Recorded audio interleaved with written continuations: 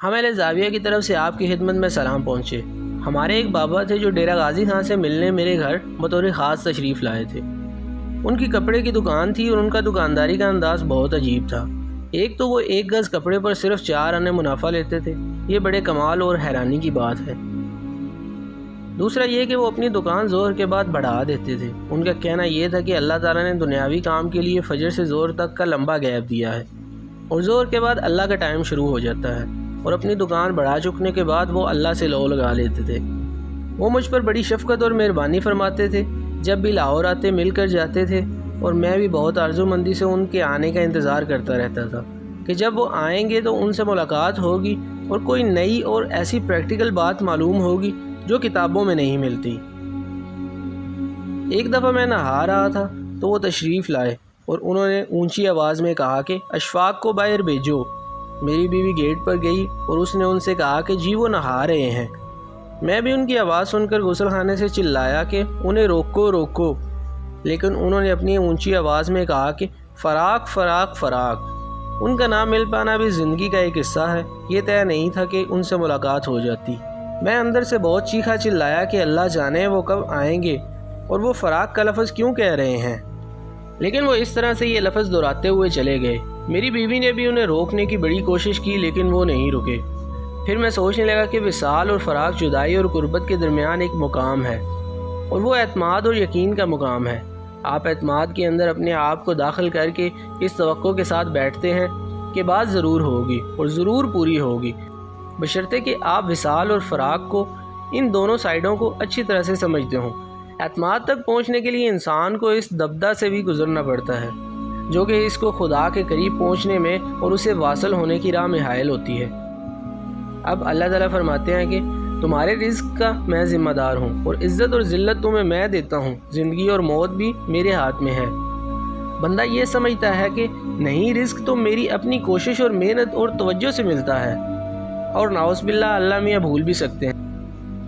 انہیں کیا پتہ ہے کہ میں کوچہ گنگا اور محلہ معاشقیاں میں رہتا ہوں، اور اس طرح آدمی کا یقین ہلتا رہتا ہے، اور ہم جو پڑھے لکھے آدمی ہیں ان کا یقین زیادہ ہلتا رہتا ہے، اور جو دوسرے ہوتے ہیں اور جو زیادہ تعلیم یافتہ نہیں ہوتے ان کا ایمان زیادہ مستحکم اور پکا ہوتا ہے۔ وہ کہتے ہیں اللہ سچا، جیسے کرے گا اس کی مرضی ہے، اور اسی طرح سے ہی ہوا۔ ہمارے پاس جغرافیہ، ریاضی، جیومیٹری اور سیاست کے بڑے مسائل ہیں، اور یقین کی وہ گھڑی جو ہر وقت انسان کا ہاتھ پکڑ کر اس کے ساتھ چلنی چاہیے وہ ساتھ چلتی نہیں ہے۔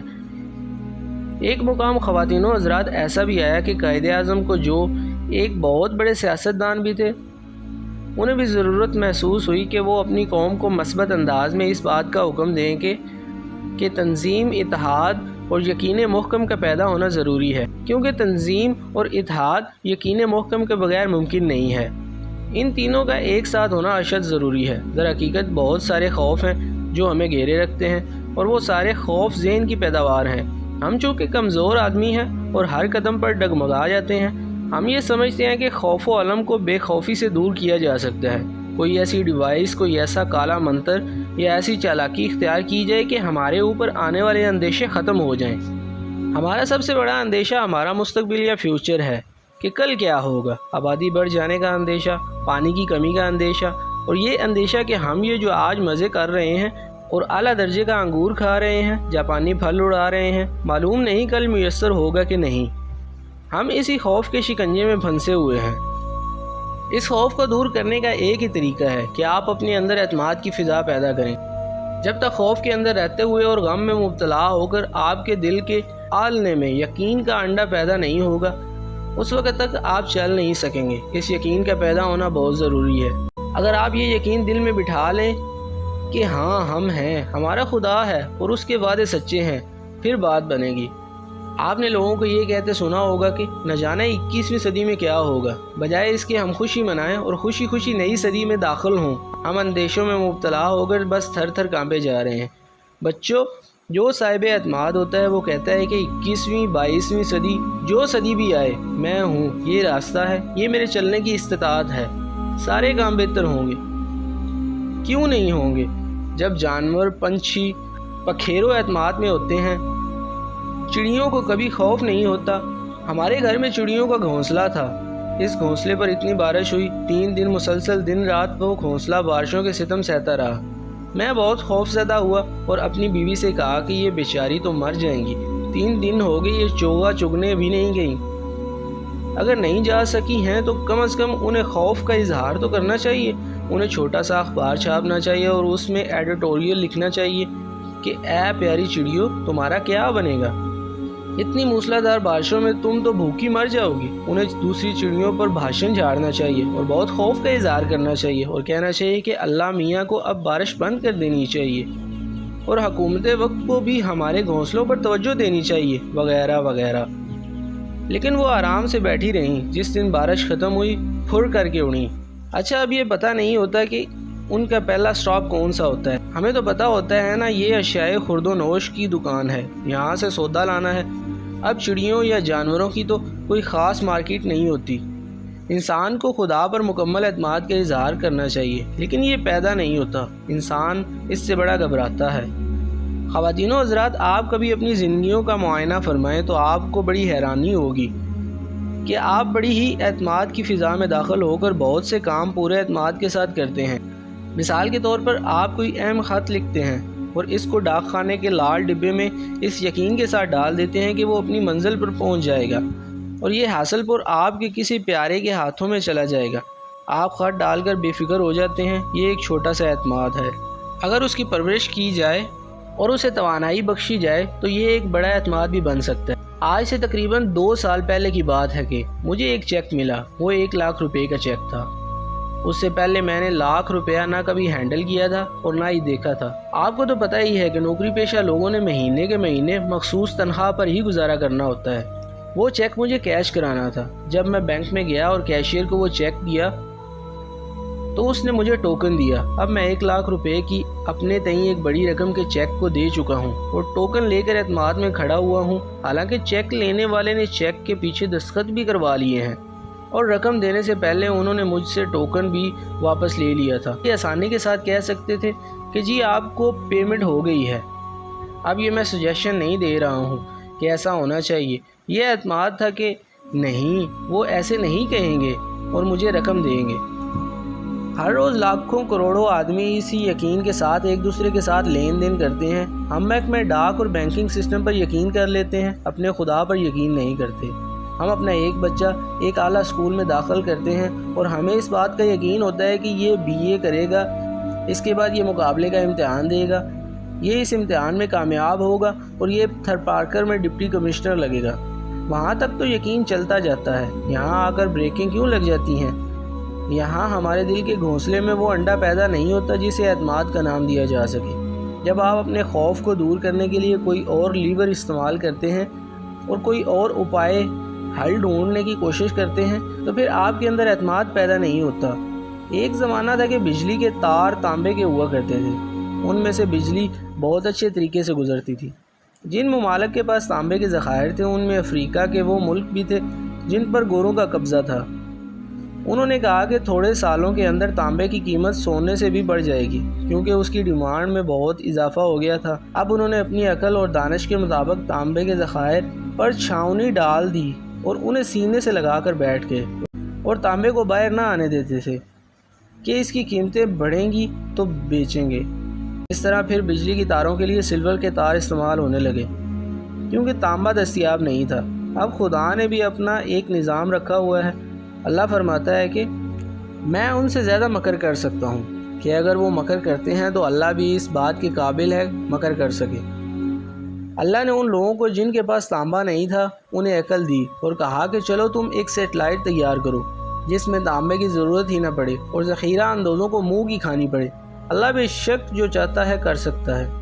آپ جانتے ہیں نا کہ ہمارا یہ پروگرام بھی سیٹلائٹ کے باعث ساری دنیا ناروے اور برطانیہ میں بغیر تار و تانبے کے دیکھا جا رہا ہے اور تانبے والے بیٹھے رو رہے ہیں۔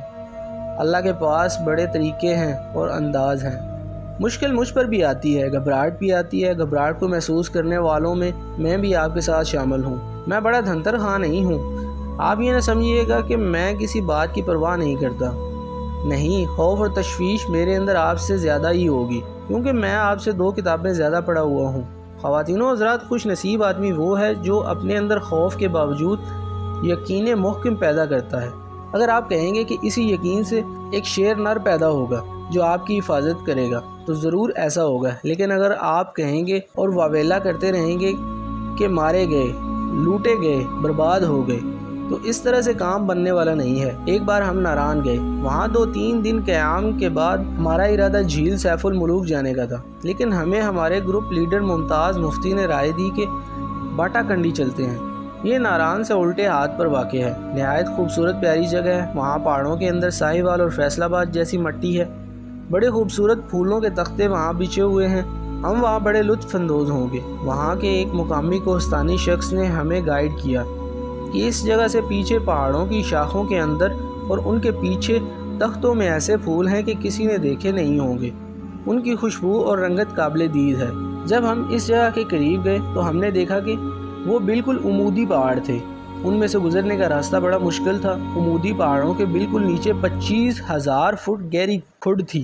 اب ہم ڈرے ہوئے تھے، ہمیں 1 گز کی چھلانگ مار کر انہیں عبور کرنا تھا۔ ہمارے گائیڈ نے اپنے ہاتھ ایک پہاڑ سے دوسرے پہاڑ پر ایک پل کی طرح رکھ دیا اور وہ مجھ سے کہنے لگا کہ صاحب آپ میرے ہاتھ پر پاؤں رکھ کر گزریں۔ اب مجھ میں اتنی ہمت کہاں تھی، میرے تو پاؤں کانپ رہے تھے۔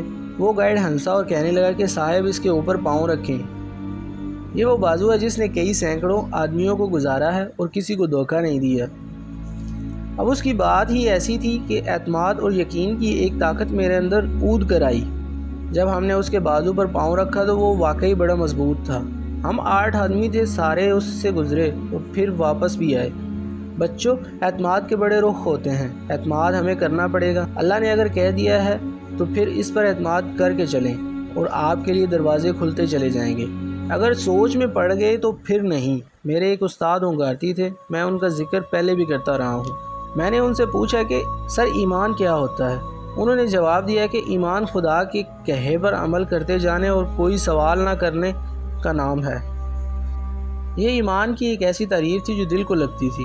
اٹلی میں ہمارے کمرے میں ایک بار آگ لگ گئی اور ایک بچہ تیسری منزل پر رہ گیا۔ شعلے بڑے خوفناک قسم کے تھے۔ اس بچے کا باپ نیچے زمین پر کھڑا بڑا بے قرار اور پریشان تھا۔ اس لڑکے کو کھڑکی میں دیکھ کر اس کے باپ نے کہا کہ چھلانگ مار بیٹا۔ اس لڑکے نے کہا کہ بابا میں کیسے چھلانگ ماروں، مجھے تو تم نظر ہی نہیں آ رہے۔ اس کے باپ نے کہا کہ تو چاہے جہاں بھی چھلانگ مار، تیرا باپ تیرے نیچے ہے، تو مجھے نہیں دیکھ رہا، میں تو تمہیں دیکھ رہا ہوں نا۔ اسی طرح اللہ تعالیٰ فرماتے ہیں کہ تم مجھے نہیں دیکھ رہے، میں تو تمہیں دیکھ رہا ہوں۔ اعتماد کی دنیا میں اترنے کے لیے ضروری ہے کہ ہم اپنی شاہ رخ کی بیٹھک اور شاہ رخ کے ڈائننگ روم کا کسی نہ کسی طرح آہستگی سے دروازہ کھولیں، اس کی چٹکنی اتاریں اور اس شاہ رخ کی بیٹھک میں داخل ہو جائیں جہاں اللہ پہلے سے موجود ہے۔ اللہ آپ کو خوش رکھے اور آسانیاں عطا فرمائے اور آسانیاں تقسیم کرنے کا شرف عطا فرمائے۔ اللہ حافظ۔